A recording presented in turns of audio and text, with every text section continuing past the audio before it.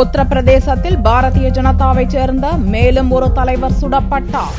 உத்தரப்பிரதேச மாநிலம் கிரேட்டர் நொய்டாவைச் சேர்ந்த பாரதிய ஜனதா தலைவர் விஜய் பண்டிட் கடந்த சனிக்கிழமையன்று மோட்டார் சைக்கிள்களில் வந்த மர்ம ஆசாமிகளால் சுட்டுக் கொல்லப்பட்டார். அதைத் தொடர்ந்து முசாஃபர் நகர் மாவட்டத்தைச் சேர்ந்த பாரதிய ஜனதா தலைவர் ஓம் வீரை மோட்டார் சைக்கிளில் வந்த இரு ஆசாமிகள் செவ்வாயன்று சுட்டுக் கொன்றனர். இந்நிலையில் புலந்த்ஷார் மாவட்டத்தில் புதன்கிழமையன்று இன்னொரு பாரதிய ஜனதா தலைவர் புனித் சிங்கால் என்பவரை 3 ஆசாமிகள் துப்பாக்கியால் சுட்டுள்ளனர். ஆபத்தான நிலையில் மருத்துவமனையில் சேர்க்கப்பட்ட புனித் சிங்காலின் நிலை கவலைக்கிடமாக உள்ளது.